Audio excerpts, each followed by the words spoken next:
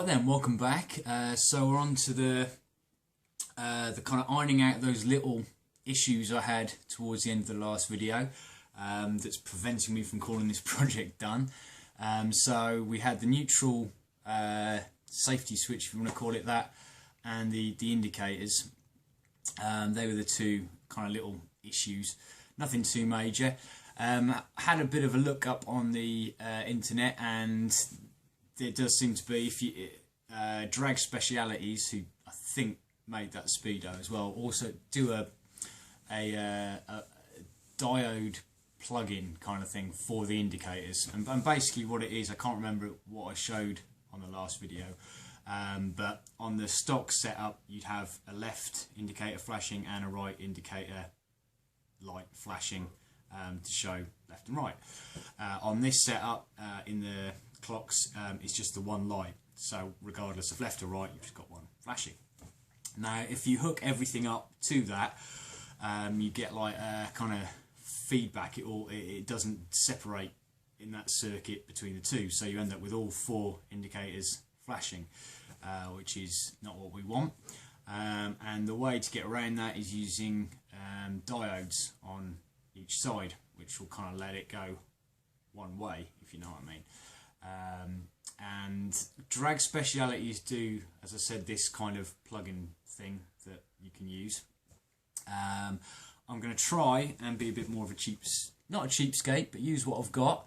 I'm going to try and make my own 2-into-1 diode kind of loop thing, whatever you want to call it. I had a quick sort of rummage through my old electrics box. These have I've got loads of odds and sods electrical stuff from guitar pedals and whatnot. I think way back when we built some fuzz pedals, I've got a handful. Well, I had not a handful. I had a load of resistors, load of capacitors, and I did find. I really don't want to drop them because they're the only two that I found. 2 diodes. So I'm going to use these. I'm going to, it's free, it costs nothing. Just plug the soldering iron and see what happens. So it's basically going to be the left and the right go into each one of those. That's joined together at the other side with a wire coming off, which will go to the indicator light. So it just kind of goes in line with the existing wires. So yeah, probably not too good at explaining that, but it'll hopefully become apparent as I work on it. So I put those safely. As I say, they're the only two I've got. They're not expensive, but the fact is they were there in the drawer. So it saves me this Easter weekend where everywhere's closed, saves me having to try to go out and get anything. So yeah, I think that's going to be good because that's going to just make that light work correctly, and you're not going to have the oil light flashing, which it's a cheap cop out, isn't it? And it's a bit annoying, and particularly if I sell the bike on and if the bike goes on, then you've got to kind of explain, I was a bit too lazy to do the wiring, so don't worry, your oil's fine, but that just means you're turning right. That's not going to be cool. So I've got here my diode. Now it's probably not going to pick up because it is pretty tiny on here, but it's kind of like a black body and a silver stripe at the end, and that pretty much dictates the direction. Well, whoops, shit. I really don't want to lose these. Okay, yeah. So basically it just allows it to flow one way, this way in fact. So I believe this is your positive, if you like, your anode, and this is your negative side, your cathode. It'll just allow it to flow one way, and that's denoted with the little silver band on the top. I think that's right. So what I'm effectively going to do, we've got left and right indicator, if you like, wires, and so we're going to attach one of those each like that, so we end up with 2 like that, and then join these 2 together, which will then go to the speedometer, and then that should allow the indicators to flash both left and right independently, and just each time on the speedometer that will show us flashing once in theory. So just a case of a bit of soldering. You can got out the old helping hands. So let's see if we can get it going. So I'll start tinning the bits first, I think.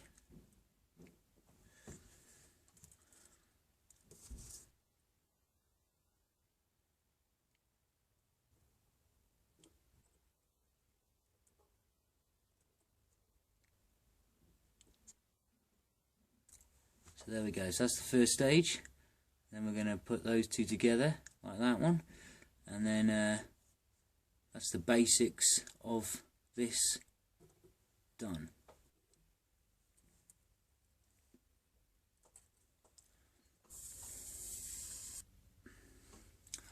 Okay, and so a little bit of heat shrink over the lot, that's there, just to show you what it looks like. I'm now going to put heat shrink over the whole top of this thing just to make it, you know, completely covered and protected. Okay, sorted. Right, let's get it on the loom, work out how we're going to attach it, and then with any luck, that's going to work. Right then, so ignoring the slightly messy arrangement, but it's just obviously in the testing phase at the moment before I hardwire anything. But we have now the little diode bit here that's hooked in. I even used the correct color coded wires as well, just to keep it all looking legit. So green to green, brown to brown, they both to go together onto the yellow to the speedometer. At the moment the neutral wires are out of the equation because that's our second problem to solve. So the two green wires there, we forget about those. Two red wires coming off the speedometer, redundant oil lights, so we don't need those, they're gone. We've got all our grounds going to the main ground here. We've got our blue light, which is the high beam, that's going to this black wire here, which is the live for the high beam. And then I've got the orange one going to the blue here, which is the backlight.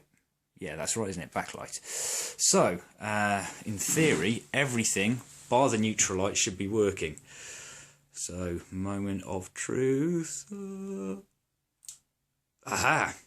Excellent. So, we have backlighting. High beam do we have?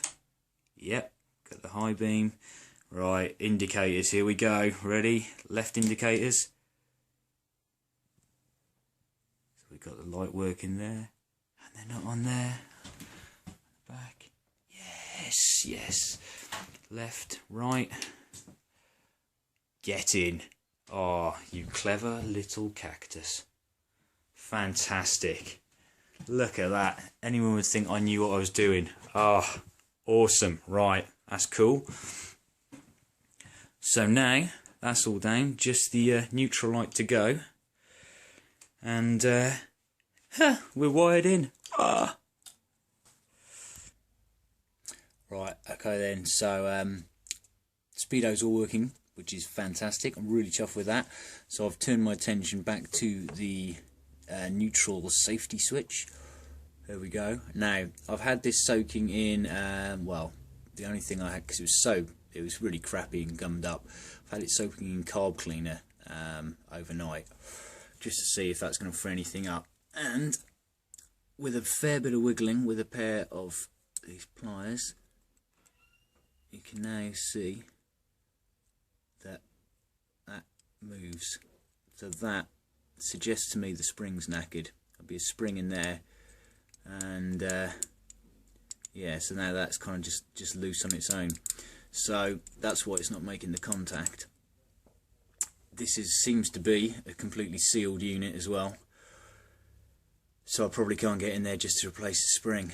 So I got a horrible feeling I'm going to have no option but to buy a new one. I think literally that is all it is. It's just the spring in there, which is gone. Bugger. Okay, then while we're down here, so this is where the neutral switch would have been. There's the wire that would have been attached to the end of it on the outside, just for shits and giggles, so you can have a see inside there. See that, almost like that ball kind of thing that you can just see in the middle? That's what, when it's in neutral, what I'm going to try and do, hang on, if I can hold both of these and operate the gear pedal at the same time. So when it's in neutral, that's touching that bit of the switch that should have moved in and out on that spring, which is broken. And if I try and move it, can you see I've clicked it into first and that's moved out of the way now? Click it back and there we go. So you can see that's basically how your neutral light operates. Hopefully that will pick up on the camera. But we can kind of, I guess, have a look at it all working. If I was to shove that all the way in there, so it's making contact. Actually might have to let it go. Turn on. Right, okay. Let's grab it again. So no neutral light at the moment, but push it in. We have neutral. Take it out. We don't. Push it in. We do. There we go. That's a bit of fun. So, right. I better get ordering up a new bloody switch. Okay, so it's time to tidy this all up because we know it's all working good. So, got another connector block. Load of fresh connectors. Oops. So I need to chop this down, tidy it all up and make this look neat and plug-in and professional.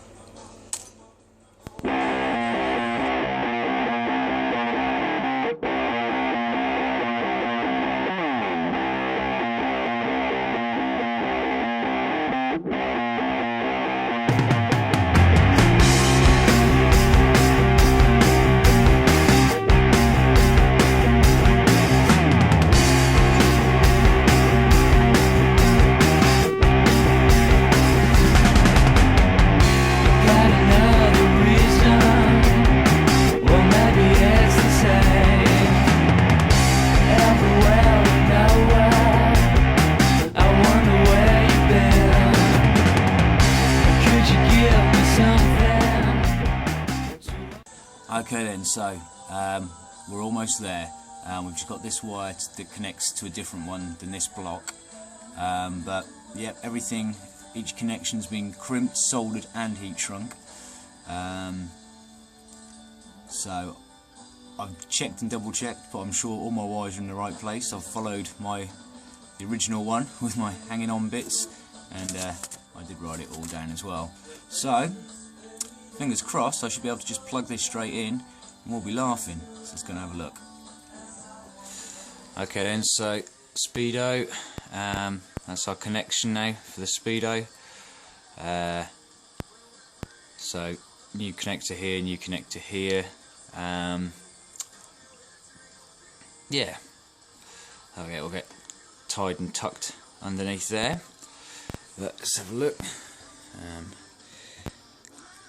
See if we're actually haven't tightened that up yet, but so just have a look, let's check it's all working good.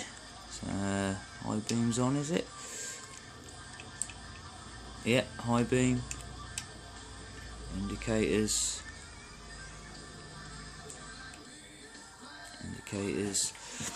let's just pop the neutral in there just to see if that lights up. Bear with me.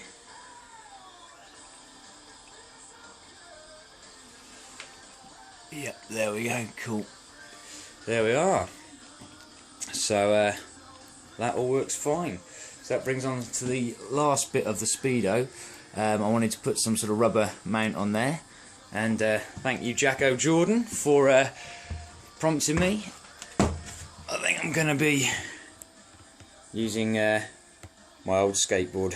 Well, this is one I actually found on the side of the road, a little cheap one, but these rubber bushes in the trucks, so I'm going to whip one of those off and mount it with that, so hopefully that will give it a bit of vibration resistance.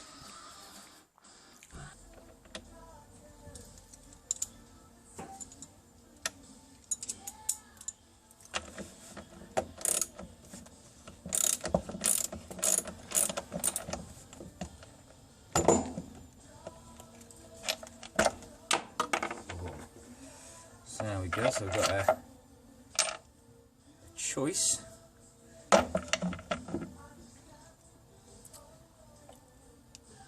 So two different thicknesses of rubber bushes there.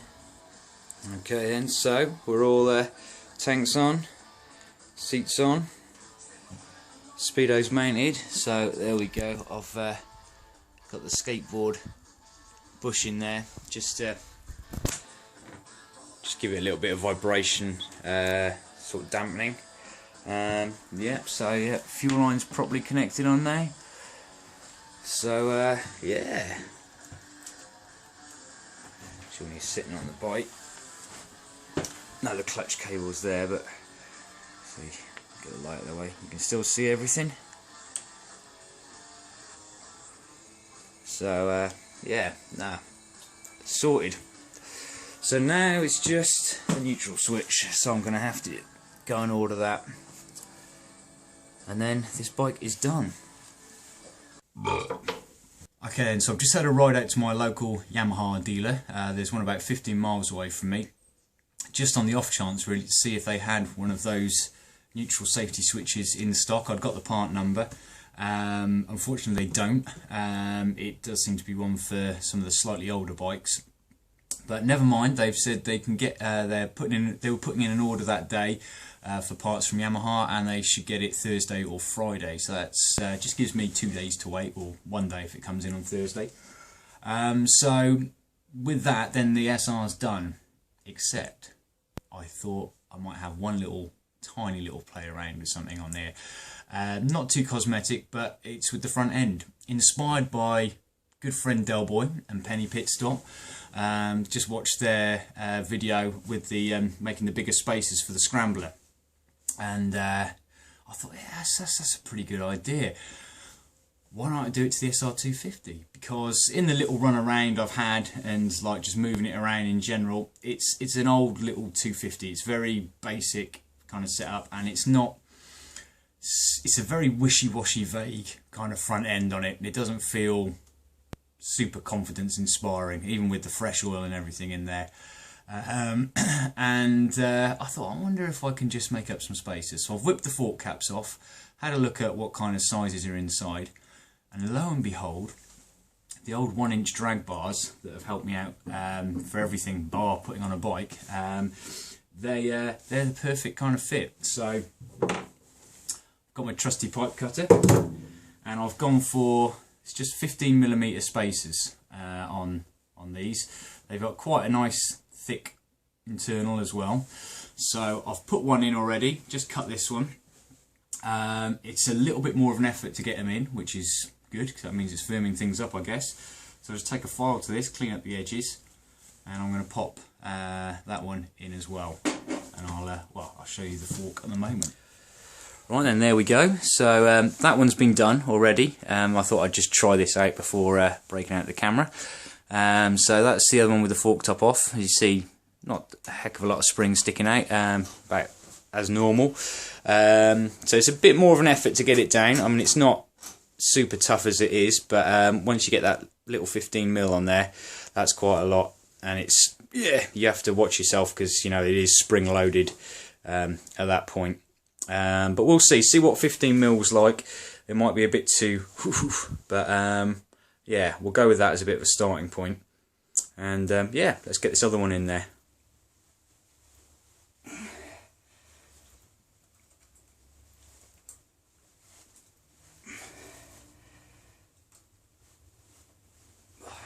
That's it. It's a little bit of a lip on the inside, so it's kind of tricky. Got to kind of push everything down and make sure all three separate parts are lined up. But we get there. Just feel no pressure there now. Cool. Let's keep a little bit of weight on that.